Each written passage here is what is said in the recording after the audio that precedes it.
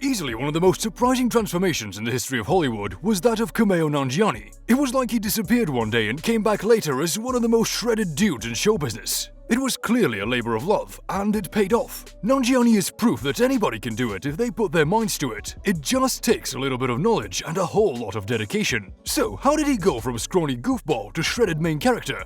If you don't know Kumail Nanjiani, you might not be very impressed by his drastic transformation. It's safe to say that people tend to have a certain picture of what a gym rat looks like, and Kumail and his filmography don't quite line up with the picture that we have in our heads often. It makes him a pretty interesting example of how anybody with a drive to improve their health and pack on some muscle of their own will be able to if they put their minds to it. Kumail Nanjiani was born and raised in Karachi, Pakistan. He comes from a pretty small family. It's just him and his brother, Ijaz Nanjiani, along with their parents. He was raised Muslim, but after a lot of internal wrestling, he eventually became an atheist later in life. When he was growing up in Karachi, he went to St. Michael's Convent School for his O-levels. From there, he went on to graduate from Karachi Grammar School for his A-levels. He ended up diving into the acting world and stand-up comedy. The stand-up is pretty funny. He's got a lot of wit packed into his set, but now in hindsight, it is especially hilarious. His routine usually centers on self-deprecating humor, calling himself a weak nerd that's too weak to stand up to any kind of conflict. Nanjiani is usually the sweet guy or the huge nerd in the role he's played in movies and on TV.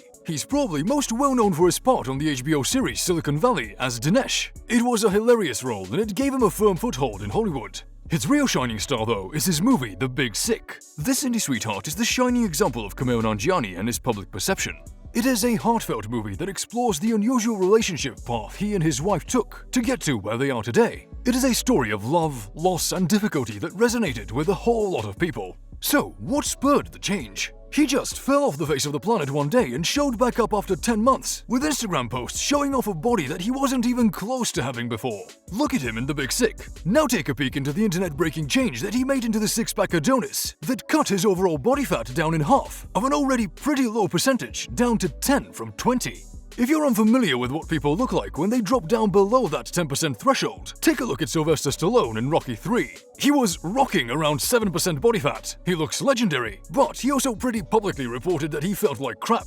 It seems like Nanjiani had it pretty good. He seemed comfortable being the skinny nerd, even poking fun of himself on incredibly public forums. Turns out it's part of the all-encompassing reach of Marvel. Kumail Nanjiani landed a role as a character named Kingo Sonnen in the Eternals movie. Seeing his dedication to preparing for the role, his tenacity in Hollywood, and his decade and a half of smart humor made everyone hopeful for the role. But how did he make the change? You don't get that cut by just deciding you want it really bad so you can play a role in one of the most popular film franchises in history. He had to really turn his life around. It took hard work and a very specific pair of diets to get the kind of big movie hard body that he now has. Let's take a look.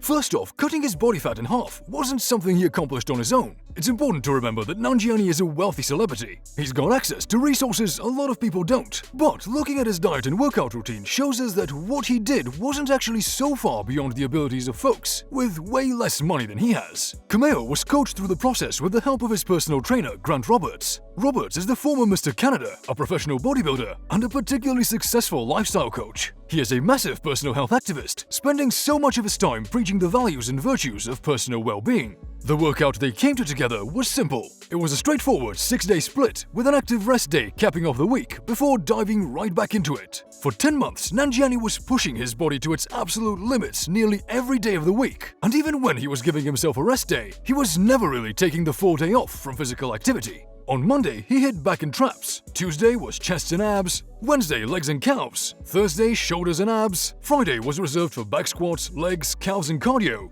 Guns on Saturday with biceps and triceps. And a rest day on Sunday. He's never totally specific about what his workout was like beyond the days he breaks it up into, but you can pull a lot from here. He's probably in the gym for about 40 minutes to an hour. You can tell from the way his body looks in the pictures he posted after his transformation that he got some pretty even coverage during his workouts. I'm calling plenty of compound exercises. Things like deadlifts that work your full body and encourage a lot of movement, or exercises with dumbbells that give you a natural grip without forcing your muscles or joints into uncomfortable or damaging positions, are perfect for giving you a slim, cut superhero physique.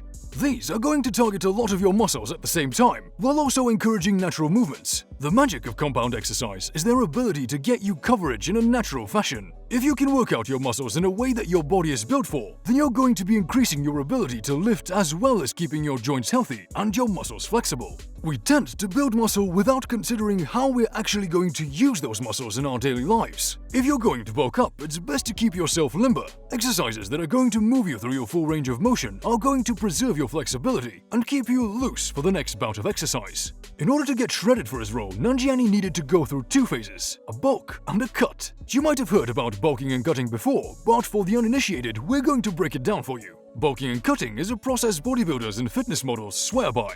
The first half, bulking, has you eating pretty much anything you can get your hands on and filling your tank as much as you possibly can. The idea here is to give you the maximum possible amount of energy so you can hit the gym as hard as you're capable of hitting it. It was nearly half a year of him working his brains out and jamming as much food as he reasonably could into his body, and then getting up the next day and doing it all over again. You can't bulk without digging deep at the gym and putting that energy to good use. It's one of the more effective ways to make sure you're not tapping out before you hit your potential. If you got the gas, you can lift one more rep.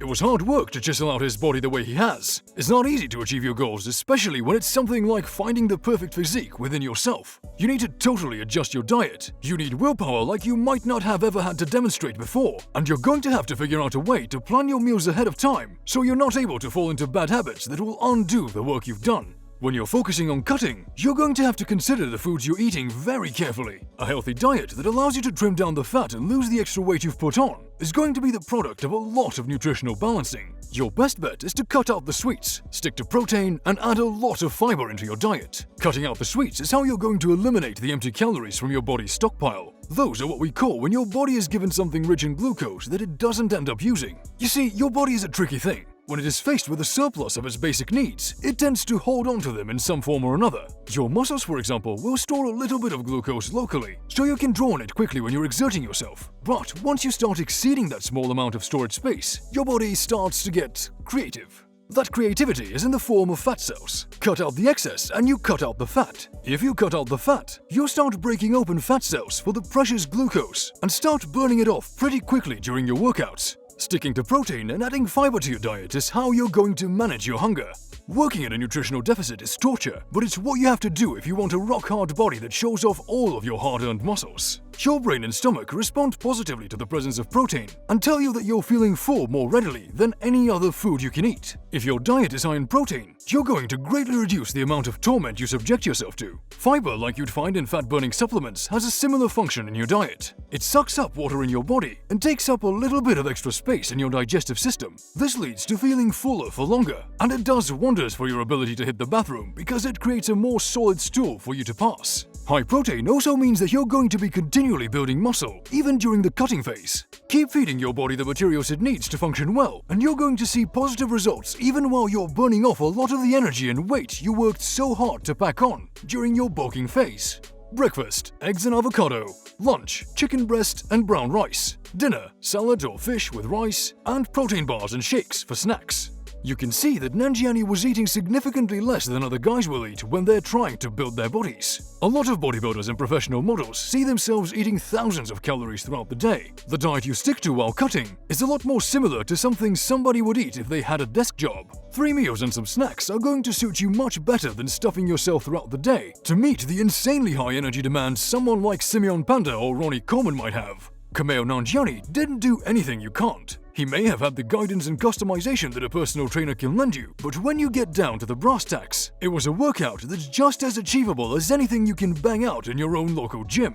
Sure, you might have a harder time than Nanjiani did during the bulking phase. It's not something that's as simple as just eating a lot and working out. You have to work hard, and you need to motivate yourself to really stuff your body full of food, while also knowing how to hit the brakes and reverse your path, so you can get cut on the other side of your bulking phase. If you can figure out a way to maintain accountability, be that with a friend or by joining some kind of weekly workout group, you too can do the same kind of work Nanjiani did to get that rare superhero body. And that's all from us for today. Leave a like if you enjoyed this video and also share it with your friends. Consider subscribing to our channel if you found this lifestyle content interesting. And as always, make sure to turn on the notifications for future updates about your favorite super rich personalities.